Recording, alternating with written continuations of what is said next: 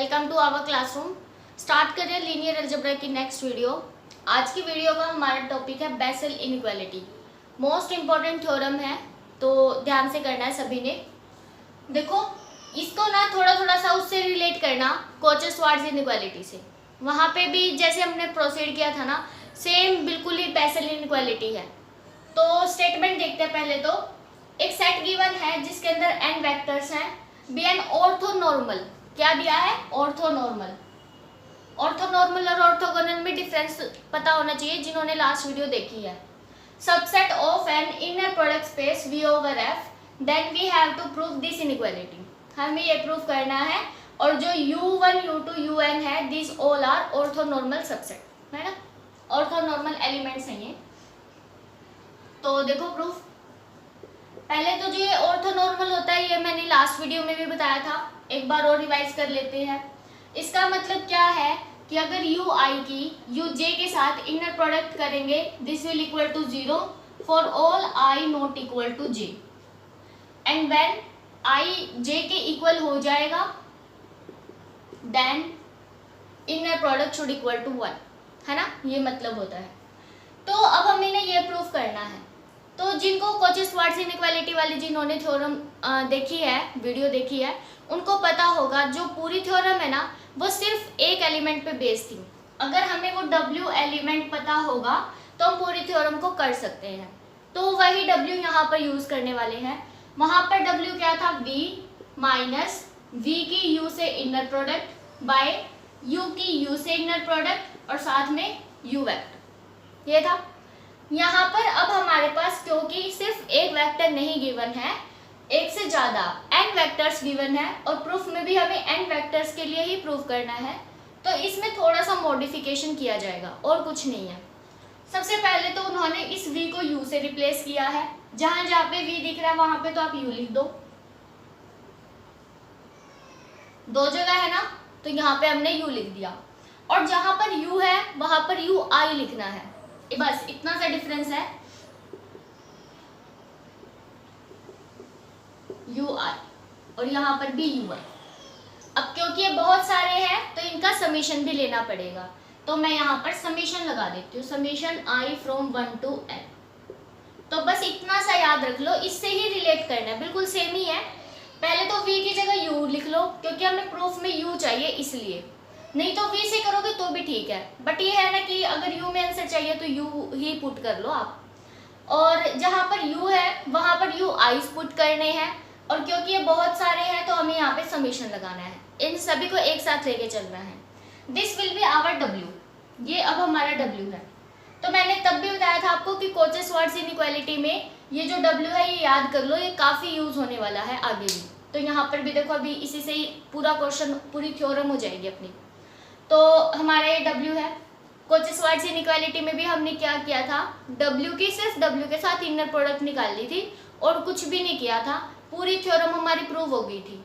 यहाँ पर भी अब हम यही करेंगे, W की W के साथ इनर प्रोडक्ट फाइंड आउट करेंगे, हमारी जो बेसल इनइक्वालिटी है वो पूरी प्रूव हो जाएगी। करते हैं, देखो।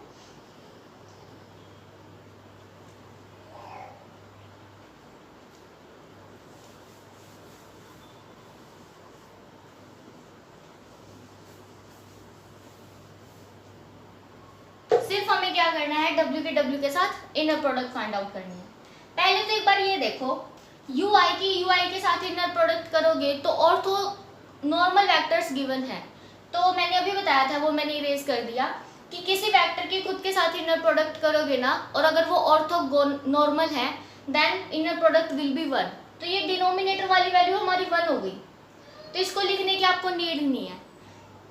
जो बुक देखोगे उसमें डायरेक्ट ये लिखा हुआ है, तो आप समझ जाना वो कैसे आया उसी W से है, बस वो जो डिनोमिनेटर वाली वैल्यू है वो हमारी 1 हो गई। तो ये हमारे पास वैल्यू है। चलो अब W की W से इनर प्रोडक्ट फाइंड आउट करते हैं। क्या होगा? इसकी इसके साथ ही करनी है ना? Then U minus summation I from 1 to n U comma UI comma, अब सेकंड भी W ही है, तो अब W मैंने यहाँ पर दूसरे वाले W में J लिख लो ताकि कंफ्यूज ना हो जाओ इस वाले समेशन और इस वाले समेशन में। तो एक साइड हम J लिख लेते हैं, U minus summation I J from 1 to N U comma UJ and UJ। ये यहाँ से स्टार्ट हुई, यहाँ तक खत्म हुई है। फर्स्ट ये हमारा W है और सेकंड ये वाला हमारा W है, तो कंफ्यूज नहीं होना, बिल्कुल आराम से लिखना है इसको। अब जैसे हम इनर प्रोडक्ट करते हैं ओपन, वैसे ही कर देंगे। पहले इस U की इस U के साथ कर दो, फिर इस U की इस पूरे के साथ करेंगे, फिर इस एलिमेंट की U के साथ करेंगे और फिर इसकी इसके साथ करेंगे, है ना। ऐसे ही ओपन करते हैं, तो यही करने वाले हैं। U की U से इनर प्रोडक्ट, फिर U की इसके साथ, और ये माइनस का है, ये भी ध्यान रखना। तो plus U comma minus summation, बेशक से माइनस को बाहर निकाल लो, summation J from 1 to N U comma UJ UJ।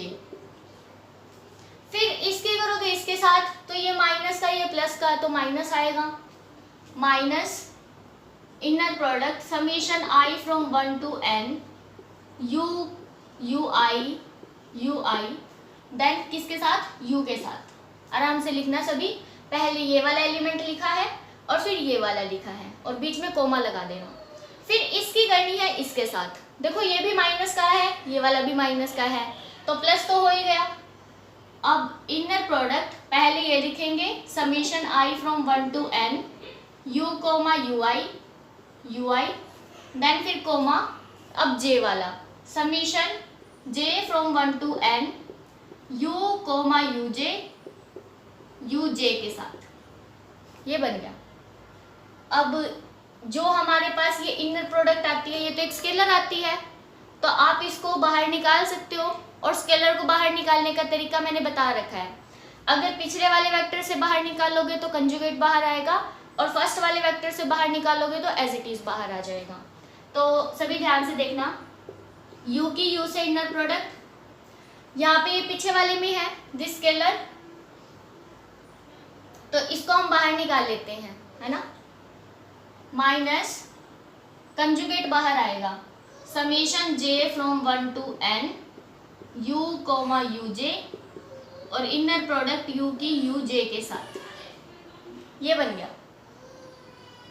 फिर अभी इसकी इसके साथ करो, माइनस इसका कंजुगेट आएगा ना, हाँ ये कंजुगेट है। अब ये देखो यहाँ से तो एज इट इज ही बाहर आएगा, बिकॉज ये फर्स्ट वाले में है summation I from 1 to N U comma UI, और UI U, सिर्फ ये बचेगा UI U। फिर इन दोनों में से देखो, इसमें भी स्केलर है और इसमें भी स्केलर है, ये वाला बाहर निकालेंगे एज इट इज बाहर आएगा, इसको निकालोगे तो कंजुगेट बाहर आएगा।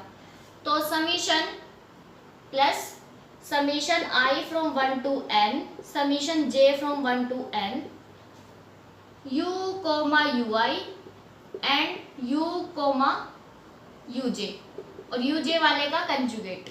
अंदर देखो क्या बच गया, UI UJ,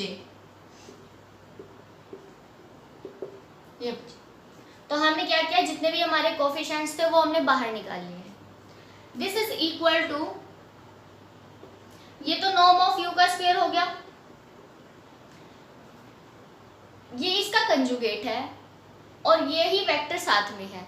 तो मैंने आपको बताया था कि अगर कोई भी कॉम्प्लेक्स नंबर हो उसका कंजुगेट साथ में प्रोडक्ट में हो तो it will be it's mode का स्क्वायर ना। तो यहाँ से हमारे पास क्या है, minus summation J from 1 to N U की J के साथ इनर प्रोडक्ट के मोड का स्क्वायर। सिमिलरली हियर देखो, यहाँ पर U कोमा UI है और UI कोमा U है, तो अगर आप एक को रिप्लेस करोगे तो ये हमारी इनर प्रोडक्ट की फर्स्ट प्रॉपर्टी होती है कि UI U है, तो इसको आप क्या लिख सकते हो, U कोमा UI और इसका कंजुगेट, है ना। तो इस वाले को हम चेंज कर लेते हैं, U कोमा UI और इसका कंजुगेट। अब इसी की तरह से बन गया ना, u कोमा यू आई का कंजुगेट। तो इसको भी क्या लिखोगे, minus summation I from 1 to n u की यू आई के साथ इनर प्रोडक्ट के मोड का स्क्वायर। अब यहाँ पर देखो, यू आई की यू जे के साथ इनर प्रोडक्ट करनी है और आई की वैल्यू 1 से n तक है, जे की वैल्यू भी 1 से n तक है।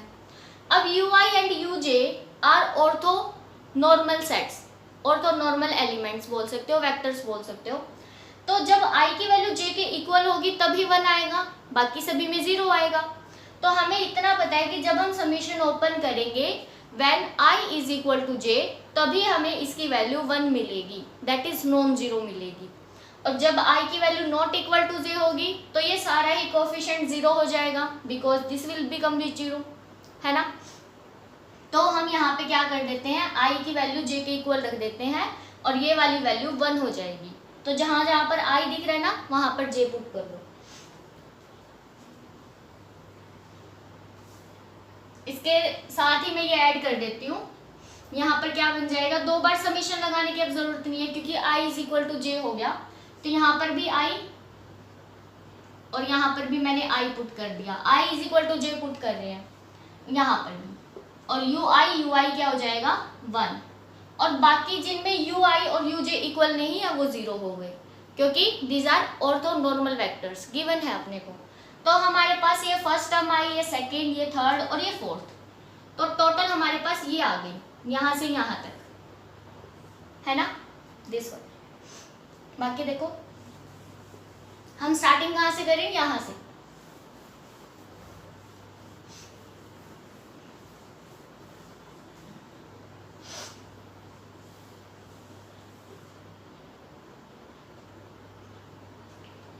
अब ये तो हमारा आ गया नॉर्म ऑफ यू का स्क्वायर, ये और ये सेम ही है, इसका भी summation I J from 1 to n है, इसका भी आई फ्रॉम 1 to n है। यहाँ पर जे आ गया, यहाँ पर आई आ गया, तो या तो सारे क्वेश्चन को आई में ही कन्वर्ट कर लो या जे में ही कन्वर्ट कर लो। तो क्यों ना मैं इसको आई ही लिख दूँ, बिकॉज आप ओपन करोगे तो सेम ही आंसर आएगा ना, इसलिए हम शिफ्टिंग द इंडेक्स कर लेते हैं, i is equal to J put कर दिया।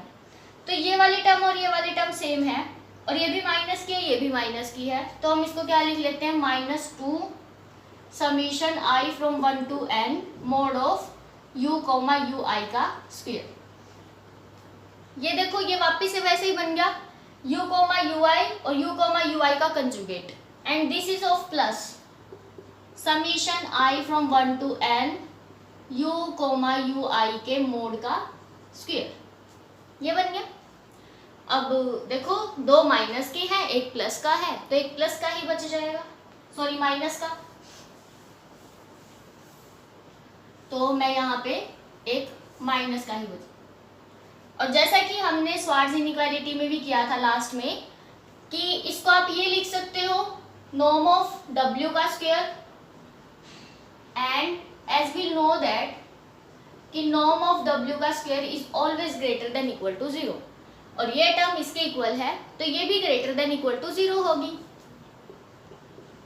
तो इसको आप उधर ले जाओ, norm of u का square is greater than equal to summation I from 1 to n u comma u i के मोड का square, both side square root ले लो आप, norm of u, या फिर शायद यही प्रूव करना था हमें, हाँ यही प्रूव करना था। तो बिल्कुल इजी है, आपने देखा भी है कि सेम बिल्कुल कोची-श्वार्ट्ज इनइक्वालिटी की तरह ही चली है। तो आपको कुछ नहीं करना, बस ये जो कोफिशिएंट्स हैं इनको ध्यान से बाहर लेके आना है और ज़्यादातर यही वाली प्रॉपर्टी यूज़ करनी है बस, और कुछ भी नहीं है इन सारी थ्योरम्स में, वैसे ही डराते हैं और बहुत बार आती है, ये इम्पोर्टेंट्स है। इसके आगे फिर कोरोलरी भी है, जैसा कि आपको पता है कोची-श्वार्ट्ज इनइक्वालिटी में भी थी कि अगर इक्वालिटी होल्ड करवानी है, if equality holds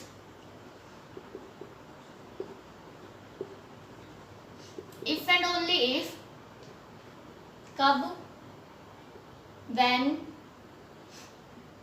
u i's are basis, फिर हमें क्या दिखाना है कि जो यूआईज है वो एक सेट तो था ही, वो बेसिस बन जाएगा वी की, बेसिस ऑफ वी। चलो दिखा देते हैं। एक बार इक्वालिटी होल्ड करवा दो आप। जैसे इक्वालिटी होल्ड करेगी तो यहाँ से क्या आ जाएगा, नॉर्म ऑफ यू का square is equal to summation i from 1 to n u comma u i के मोड का स्क्वायर। स्टेटमेंट देख लेते हैं एक बार, ठीक लिखी है या नहीं। स्टेटमेंट दे नहीं रखी वैसे, चलो। अगर इक्वालिटी होल्ड करेगी तो इसका मतलब ये इसके इक्वल है, तो यहां से हमें क्या मिला, नॉर्म ऑफ w के मोड का square is equal to 0। Because अगर ये इसके इक्वल हो गया तो इसमें से इसको माइनस करेंगे तो हमें 0 मिलेगा, और 0 मिल गया तो इसका मतलब नॉर्म ऑफ w का स्क्वायर इज इक्वल टू 0 है। और इसका मतलब क्या होता है, w की w के साथ इनर प्रोडक्ट 0। अब w की वैल्यू रखो आप, क्या थी, यहाँ से क्या मिला, w इज इक्वल टू 0, है ना। इफ एंड ओनली की कंडीशन ही तो ही। और w की वैल्यू हमारी क्या थी, u माइनस u की इनर प्रोडक्ट ui के साथ, और बाय में तो ui की ui के साथ ही थी, वो 1 हो जाएगा, एंड ui, और यहाँ पर था summation i from 1 to n। ये हमारा w था, तो ये इज इक्वल टू 0, तो ये भी इज इक्वल टू 0। ये तो 1 हो गया हमारा डिनोमिनेटर वाला। अब इसको इधर ले जाओ आप,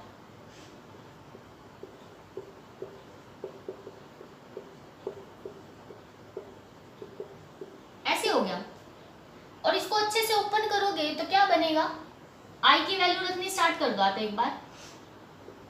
i की वैल्यू मैंने जैसे 1 रखी, u कोमा u1 u1, फिर u कोमा u2 कोमा u2, and u comma un u1, and this is element belongs to v। अब उसने क्या कहा कि every element of v can be written in the linear combination of these vectors, है ना। इसका मतलब आप v का कोई भी एलिमेंट ले रहे हो, आप u1 u2 un के लीनियर कॉम्बिनेशन में लिख रहे हो। तो इतना तो हमें पता चल गया कि जो ये सेट है u1 u2 un, ये स्पैन तो कर रहा है v को। स्पैन करेगा तभी तो every element of v can be written in the linear combination of these vectors, ये तो हमने शो कर दिया। और जो कल हमारी थ्योरम थी, हमने जब ऑर्थोनॉर्मल सेट की डेफिनेशन की थी, उसके बाद एग्जैक्टली जो फर्स्ट थ्योरम थी अपनी, वो क्या थी कि ऑर्थोनॉर्मल सेट हमेशा ही Li तो होता ही है। एवरी ऑर्थोनॉर्मल सेट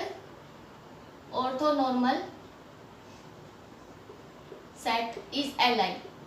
ये हमने कल शो किया था, आप एक बार वो वीडियो देख सकते हैं। तो यहाँ से हमें पता चला कि ये ऑर्थोनॉर्मल तो क्वेश्चन में ही गिवन है, स्पैन हमने अभी करवा के दिखा दिया। तो बेसिस होने के लिए दो ही कंडीशन होनी चाहिए, first one is span and second one is Li। तो दोनों हमारी प्रूव हो गई। तो इसका मतलब जो ये सेट है ना, दिस इज आवर बेसिस। ये क्या होगी, बेसिस ऑफ V। क्लियर। तो हमारा काम यही था कि हम इसको कैसे न कैसे करके स्पैन दिखा दे। Li तो हमने कल शो कर ही दिया था, तो ये भी इसकी एक बहुत अच्छी क्लोरली है। वैसे इसकी स्टेटमेंट दे नहीं रखी है बुक में, तो वो इतना घुमा के देते भी नहीं आपको कभी एग्जाम में, बट आपको पता होना चाहिए।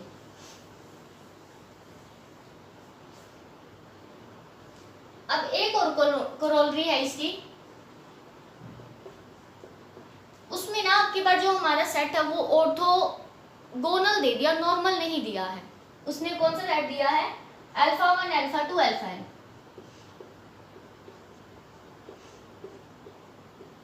ये सेट गिवन है आपको ऑर्थोगोनल। तो हमने जो बेसेल इनइक्वालिटी की है वो तो ऑर्थोनॉर्मल के लिए की है, गोनल के लिए नहीं की। गोनल में क्या होगा, सिर्फ अल्फा आई की अल्फा जे के साथ इनर प्रोडक्ट 0 हो जाएगी when i not equal to j, है ना। बट हमें ये नहीं पता कि किसी वेक्टर की खुद के साथ इनर प्रोडक्ट क्या है। बस इतना पता है कि नॉन जीरो है, बट ये नहीं पता कि 1 है या नहीं है ना। तो अगर हमें किसी भी ऑर्थोगोनल सेट को ऑर्थोनॉर्मल सेट में कन्वर्ट करना है तो हम उनको क्या कर सकते हैं, उनके मैग्नीट्यूड से डिवाइड कर सकते हैं। बिकॉज अगर ये यूनिट वेक्टर्स हो गए तो इन वेक्टर्स के खुद के साथ इनर प्रोडक्ट 1 हो जाएगी, है ना। अगर मैं इनको ऐसे एक नया सेट बना दूं, अल्फा 1 बाय इसका मैग्नीट्यूड, अल्फा 2 बाय इसका magnitude and alpha n by इसका मैग्नीट्यूड। अब ये क्या हो गया, अभी यूनिट वेक्टर भी बन गए। और यूनिट वेक्टर की प्रॉपर्टी होती है कि जब हम इस पूरे का नॉर्म निकालेंगे अल्फा 1 की, आप इसके खुद के साथ इनर प्रोडक्ट करके देखो एक बार, क्या बनेगी। इसको बाहर निकालो और इसको भी बाहर निकाल लो।